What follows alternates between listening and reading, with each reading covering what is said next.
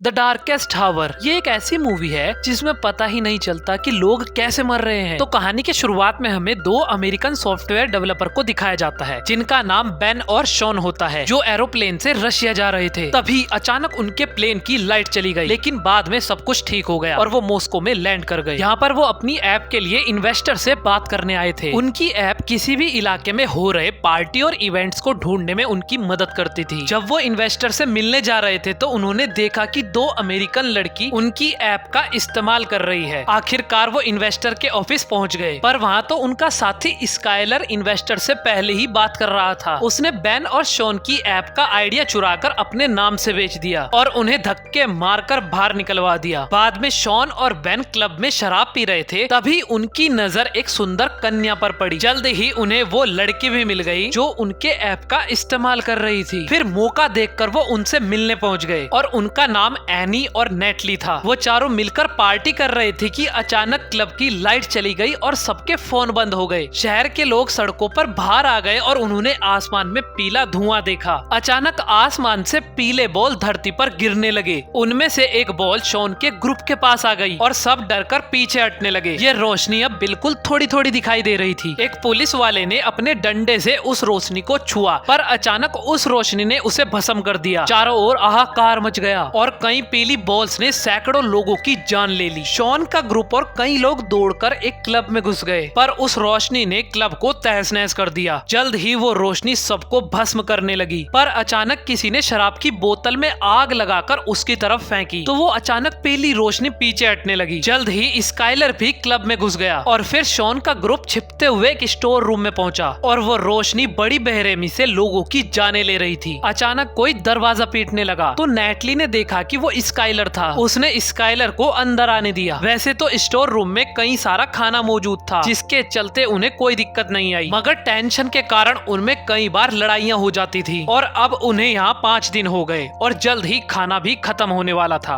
पिछले 2 दिनों से बाहर से कोई आवाज नहीं आई थी, तो उन्होंने बाहर निकलकर जल्द अमेरिकन एम्बेसी तक पहुँचने का फैसला लिया। बाहर निकलकर उन्होंने देखा कि हर तरफ सन्नाटा था और कई गाड़ियाँ ऐसे ही खड़ी हुई थी, पर तभी अचानक उन्हें एक आवाज सुनाई दी जो एक रशियन दादी की थी, पर उन 5 में से किसी को भी रशियन नहीं आती थी। आखिरकार वो चलते चलते एक पुल तक पहुँचे जिसके उस पार यूएस एम्बेसी मौजूद थी, लेकिन वो पुल बीच में से टूट गया था। अब वो चलते चलते नदी को पार करने का रास्ता ढूंढने लगे। अचानक उन्हें पुलिस की गाड़ी दिखाई दी तो स्काइलर और दोनों लड़कियां पास में कहीं छुप गए, लेकिन बेन और शॉन दौड़ते हुए गाड़ी तक पहुँचे। उन्हें गाड़ी में से एक नक्शा और बंदूक मिली। तभी उन्होंने देखा कि एक कुत्ता किसी अदृश्य चीज पर भौंक रहा था और फिर अचानक कुत्ता भी जलकर भस्म हो गया। इसे देखकर स्काइलर और दोनों लड़कियां पास में कहीं छुप गए और बेन और शॉन गाड़ी के नीचे छुप गए। जल्द ही पीली रोशनी गाड़ी के पास आई और गाड़ी के पास पहुंचते ही उसका सायरन बजने लगा। वो गाड़ी के आसपास घूमा, लेकिन नीचे छिपे इंसानों को नहीं देख पाया और चुपचाप वहां से चला गया। इसके बाद बेन और शॉन दौड़कर अपने साथियों के पास पहुंचे। उन्होंने देखा कि एक प्लेन बुरी तरह क्रैश हो गया था। स्काइलर ने कहा कि उन्हें यहीं रुककर बाकियों की मदद का इंतजार करना चाहिए। तब शॉन ने कहा कि अगर उन्हें जिंदा रहना है तो उन्हें आगे बढ़ते रहना होगा। उन्होंने एक चीज पर गौर किया कि ये पीली बॉल्स एक करंट का माध्यम है, तो ये जब भी किसी करंट में आती हैं तो वो चीज जलने लगती है। अब उन्होंने हर जगह से बल्ब को इकट्ठा करके अपने गले में बांध दिए, ताकि जब भी वो पीली चीज पास आ रही हो तो पता चल जाए। इधर शॉन ने देखा कि बाहर के बल्ब अचानक जलने लगे थे, यानी वो पीली चीज पास ही थी, पर वो डर के मारे कुछ भी कर नहीं सका और वो वहीं पर फ्रीज हो गया और वो रोशनी उसके पास से यूं ही निकल गई। तब शॉन को समझ में आया कि वो कांच के पीछे खड़े हैं और वो पीली रोशनी कांच को आर पार नहीं कर सकती, शायद इसीलिए वो पीली चीज उन सबको नहीं देख पाई। इसके बाद वो जैसे तैसे मॉल से निकलकर यूएस एम्बेसी पहुंचे, पर वो बिल्डिंग पूरी तरह बर्बाद हो चुकी थी और दरवाजे पर हजारों गोलियां बिखरी पड़ी थी। तभी स्काइलर को एक राइफल मिल गई। अब स्काइलर दरवाजे पर रखवाली करने के लिए रुक गया और बाकी लोग बिल्डिंग के अंदर चले गए। अब वो कंट्रोल रूम में पहुंचे और उन्हें सारे मामलों की रिपोर्ट मिली। इस रिपोर्ट में लिखा था कि पीली रोशनी के हमले से ज्यादातर शहरों पर कब्जा हो चुका है और इंसानों के पास इस रोशनी से लड़ने के लिए कोई भी हथियार नहीं था जिससे कि वो रोशनी को मार सके। अंडरग्राउंड होने के अलावा उनके पास कोई भी चारा नहीं था। वहीं एक पिंजरे में रेडियो रखा हुआ था जिसे शॉन ने ऑन भी कर दिया, पर रशियन भाषा किसी को भी समझ में नहीं आई। उन्होंने बाहर देखा कि शहर में पीली रोशनी सब जगह तबाही मचा जा रही थी। फिर उनकी नजर स्काइलर पर पड़ी जो कि सड़क में यूं ही घूम रहा था। तभी शॉन और बेन उसे बचाने के लिए दौड़े। जाने से पहले उन्होंने नक्शा और रेडियो उठा लिया। फिर जैसे ही वो स्काइलर तक पहुंचे तो गाड़ियों की लाइट जलने लगी, यानी कि वो पीली रोशनी आसपास ही थी। स्काइलर ने बेन और शॉन को भागने को कहा और गोलियां चलाकर उस जीप का ध्यान भटकाने लगा। जल्द ही रोशनी ने स्काइलर को भस्म कर दिया, लेकिन बेन और शॉन की जान बच गई। तभी शॉन ने देखा कि एक बिल्डिंग के कमरे में लाइट जल रखी थी। किसी तरह वो छिपते छुपाते उस बिल्डिंग में पहुंच गए। अंदर घुसते ही वीका नाम की लड़की ने उन पर बंदूक तान दी और उन्होंने समझाया कि वो रोशनी के हमले से बचकर यहाँ तक पहुँचे हैं। तब वीका उन्हें अंदर ले आई और उन्होंने देखा कि वो कमरा चारों तरफ मेटल से घिरा हुआ था और उसका मालिक सरगई था। और उसने समझाया कि मैंने ये कमरा इस तरह से डिजाइन किया है कि पीली रोशनी अंदर नहीं आ सकती और इस तरह वो पीली रोशनी से बचे रह सकते हैं। मीका को रशियन भाषा समझ में आती थी तो शॉन ने उसे माइक दिया। तब मीका ने उन्हें समझाया कि मॉस्को नदी में एक सबमरीन है और जितने भी लोग वहाँ कल सुबह तक पहुँच जाएंगे तो उन्हें बचाकर एक सेफ स्थान तक ले जाया जाएगा। तभी सरगई ने बताया कि इस सबमरीन को भी इसी कमरे की तर्ज पर बनाया गया है। अब इन सब ने उस सबमरीन तक पहुँचने का फैसला किया। सबसे पहले वो तीनों लड़की उस बिल्डिंग में से अपना जरूरी सामान ढूंढने निकले। उधर सरगई ने बेन और शॉन को अपनी बनाई गई बंदूक के बारे में बताया, जो कि ये बंदूक उन पीली रोशनी की रोशनी खत्म कर देती थी। जल्द ही उस पीली रोशनी की नजर उन लड़कियों पर पड़ गई और वो बिल्डिंग में घुस आया। तब वो लड़कियां कमरे की ओर भागी और ऐन वक्त पर कमरे में घुस भी गई, लेकिन जल्दबाजी के चक्कर में उनसे दरवाजा खुला रह गया। पीली रोशनी कमरे के अंदर घुस गई और लड़कियां एक कांच के बॉक्स में छुप गई। तभी सरगई ने अपनी बंदूक से उस पीली रोशनी को फ्रीज कर दिया और बिजली के पीछे छुपा हुआ चेहरा सबको दिखाई देने लगा। अब सबको समझ में आ गया था कि ये पीली रोशनी एक खूंखार एलियन है जो धरती पर इंसानों का नामो निशान मिटाना चाहते थे। लेकिन बैड लक के चलते इस बंदूक का असर कुछ ही टाइम तक रहा और एलियन ने एक बार फिर से सरगई को भस्म कर दिया। तभी शॉन और बेन एक खुफिया रास्ते से भाग निकले। नेटली ने धमाके के लिए डीजल का टैंक फोड़ दिया और वो शॉन के पास आ गई, पर एनी डर के मारे भाग नहीं पाई और एलियन ने उसे भस्म कर दिया। उधर वीका सीढ़ियों से नीचे आ गई और बाकी साथियों के साथ भाग निकली। जल्द ही उनके सामने रशियन पुलिस वाले आ गए जो कि पूरी तरह मेटल से ढके हुए थे और उनके पास कई हथियार भी थे। तभी अचानक से लाइट जलने लगी और उन्होंने एलियन पर हमला कर दिया। गोलियों और आग उगलने वाली मशीनों से वो एलियन को चोट पहुंचाने में सक्षम रहे। पुलिस वालों ने उन्हें बताया कि वो एलियन को डरा तो सकते हैं लेकिन मार नहीं सकते। तभी शॉन ने देखा कि एक एलियन अपने पीछे काला पत्थर छोड़ गया था तो शॉन ने उसे अपने पास रख लिया। इसके बाद पुलिस उन्हें एक सेफ जगह पर ले आई और सबने एक दूसरे से अपनी जानकारी बांटी। सबमरीन की बात सुनकर एक ऑफिसर ने कहा कि नदी बहुत दूर है और चारों तरफ एलियंस फैले हुए हैं, लेकिन फिर भी वो चारों सबमरीन तक पहुंचना चाहते थे, इसलिए पुलिस वाले भी उन्हें वहां तक ले जाने के लिए राजी हो गए। वो सुरंग से जा रहे थे कि तभी वहां पर एलियंस आ गए। अंधेरे में वो एलियन से जैसे तैसे छुपने लगे, पर वीका एक पिलर पर फंस गई। तब बेन ने उसे धक्का देकर पटरी पर फेंक दिया, लेकिन इसके चक्कर में बेन की जान चली गई। इससे शॉन को काफी सदमा लग गया, लेकिन जैसे तैसे शॉन सुरंग से बाहर आ ही गया। आखिरकार वो नदी तक पहुंच गए और बोट में बैठकर सबमरीन को ढूंढने लगे। अब उन सब ने अपने मरे हुए साथियों का शोक मनाया। अचानक एक पत्थर की वजह से उनकी बोट वहीं रुक गई और उन्होंने बाहर आकर देखा कि एक पीली रोशनी का बवंडर धरती से कई मेटल्स और कई कीमती चीज खींच रहा था। तब उन्हें एहसास हुआ कि एलियंस धरती से मिनरल्स चुराने आए हैं। तभी उनकी नजर सबमरीन पर पड़ी, लेकिन अचानक उनके सामने वाली बिल्डिंग तहस नहस होकर उन पर गिरने लगी। इससे वो सब पानी में गिर गए, पर अंत में शॉन, वीका और ऑफिसर तैरते हुए सबमरीन तक पहुंच गए। शॉन ने देखा कि नेटली अब भी गायब थी। उसने जैसे तैसे सबमरीन के कैप्टन को नेटली के लिए थोड़ा इंतजार करने के लिए मनवा लिया और खुद पुलिस वालों के साथ नेटली को ढूंढने के लिए निकल पड़ा। चलते चलते उन्होंने अपने फोन पटरियों पर फेंक दिए ताकि एलियंस के आने पर उन्हें पता चल सके। तभी उनके फोन बजने लगे और ऐन वक्त पर शॉन नीचे गिर पड़ा। उसने अपनी बंदूक से एलियन को हवा में ही फ्रीज कर दिया और पुलिस वालों ने उस पर सीधा धमाका करके उसे मार डाला। आखिर ये साबित हो गया कि एलियन बिजली को अपनी ढाल बनाकर रखते थे। तभी नेटली को उनकी आवाज सुनाई दी, जो कि वो एक बस में छुपी हुई थी और अब शॉन उसे बचाने गया और पुलिस वालों ने जमीन पर पानी फेंक दिया जिससे कि उस बंदूक का असर बढ़ सके। अब एलियंस पानी के पास जाने से डर रहे थे। तब अचानक वीका ने वहां आकर आग के धमाके कर दिए। पुलिस वालों ने माइक्रोवेव बंदूक चलाई तो पता चला कि वहाँ 3 एलियन थे। आखिरकार पुलिस वालों ने उन पर हमला करके उन्हें खत्म कर दिया। उधर शॉन शॉन नेटली तक पहुंचा तो बस अचानक चलने लगी। तब उन्हें पता चला कि बस में एक एलियन मौजूद था। शॉन ने उस पर बंदूक चलाई तो उसका निशाना चूक गया। फिर वो एलियन नेटली की टांग खींचने लगा। आखिरकार शॉन ने बंदूक से एलियन को फ्रीज कर दिया। फिर शॉन ने अपने बैग से काला पत्थर निकाला और एलियन को मार दिया, जिससे एलियन वहीं फट गया और बाद में बस भी रुक गई। आखिरकार सब लोग सेफली सबमरीन में पहुंच गए।